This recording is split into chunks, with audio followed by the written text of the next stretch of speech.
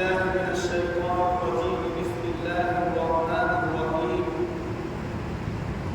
قد كانت لكم أسوة حسنة في إبراهيم. وقال في موضع آخر: لن ينال الله لحومها ولا دماؤها ولكن يناله التقوى منكم. صدق الله العظيم. وقال رسولنا وإمامنا محمد صلى الله عليه وسلم حينما سئل: ما هي الأضاحي يا رسول الله؟ قال: سنة أبيكم إبراهيم. قالوا: وما لنا فيها؟ قال: بكل شعرة حسنة، أو كما قال صلی اللہ علیہ وسلم. محترم بزرگوں اور عزیز دینی اور ایمانی بھائیوں، اس سے پہلے ابراہیم علیہ السلام و تسلیمات کی ذات میں کیا کیا نمونے ہیں اس پر گفتگو ہوئی تھی اور کچھ باتیں باقی رہ گئی تھیں.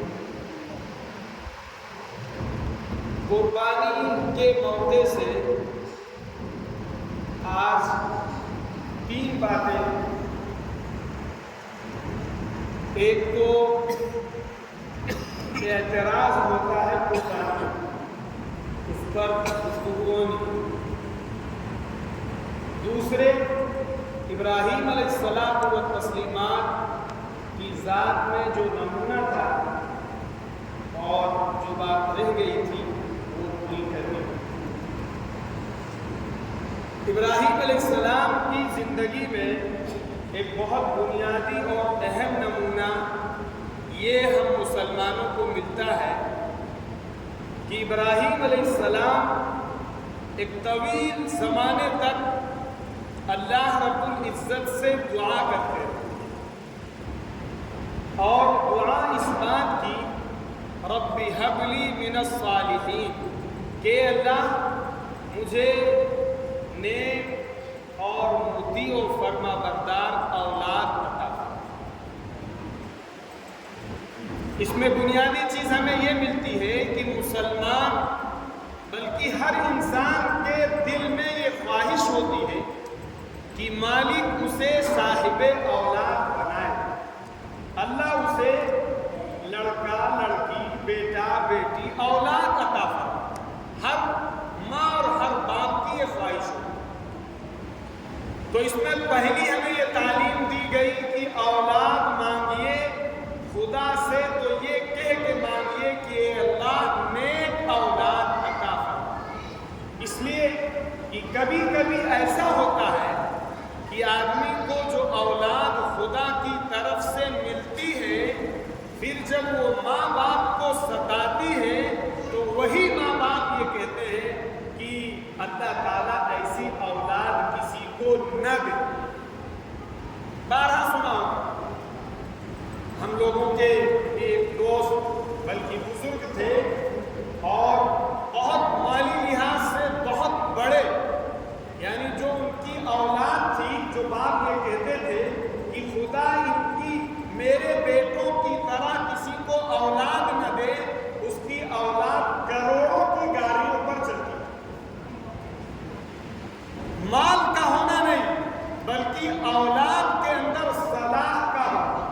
اسی لیے مسلمان کو ابراہیم علیہ السلام نے سکھایا کہ جب اولاد مانگے رب ہب لی من الصالحین.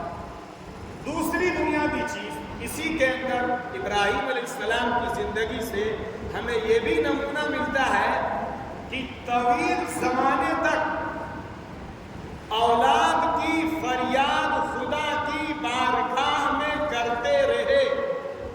سالہ سال گزرتے گئے اور وہ اولاد مانگتے رہے. اخیر میں پھر بڑھاپے میں خدا نے یہ خوشخبری سنائی: فبشرناہ بغلام علیم. یہ بشارت اولاد کی اخیر. بہت بڑا میسج اور بہت بڑا پیغام اس کے اندر یہ ہے کہ ایک مسلمان اگر اولاد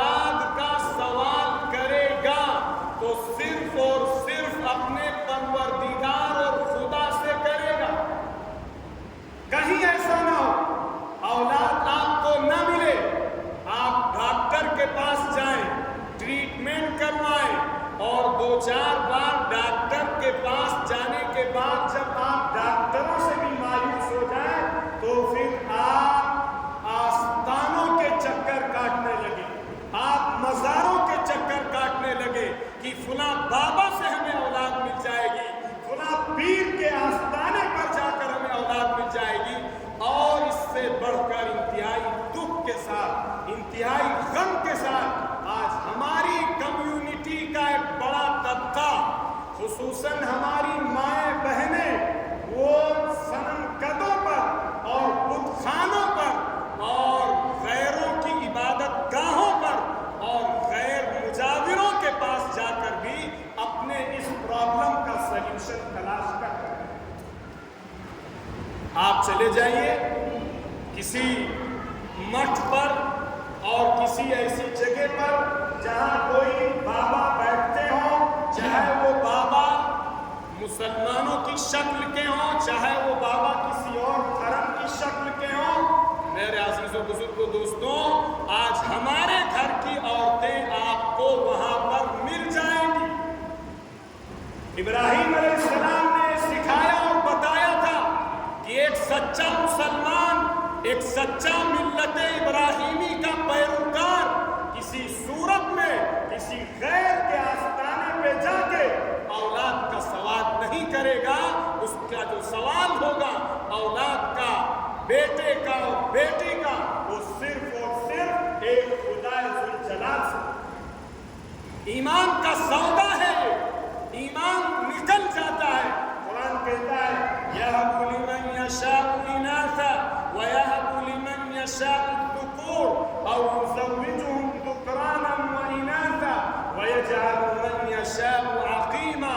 یہ خدا جسے چاہتا ہے بیٹے بیٹے دیتا ہے، خدا جسے چاہتا ہے بیٹیاں بیٹیاں دیتا ہے، خدا جسے چاہتا ہے بیٹے اور بیٹیاں دونوں دیتا ہے، خدا جسے چاہتا ہے بانجھ رکھتا ہے۔ اللہ کا غیر چاہے وہ کسی شکل میں ہو، نہ کسی کو اولاد دے سکتا ہے، نہ بیٹا دے سکتا ہے، نہ بیٹی دے سکتا ہے، نہ بیٹا اور بیٹی سے محروم رہ سکتا ہے۔ یہ مسلمان کا عقیدہ اور ابراہیم علیہ السلام والتسلیمات کی زندگی سے یہ نمونہ ہم سب کے لیے ہے، اس لیے کہ ہمیں کہا گیا ان اتبع ملت ابراہیم، ابراہیم کے طریقے کو فالو کیجیے۔ لہذا اگر ہم نے کبھی ایسا کیا ہے یا ہمارے گھر کی فیملی میں کسی نے ایسا کیا ہے یا فیملی کے کسی ممبر نے ایسا کیا ہے تو خدا سے معافی مانگے، توبہ کرے اور اپنے اس عمل سے باز آئے اور اس سے کھل کرے، ورنہ اس کا شمار مشرکوں کی فہرست میں ہو۔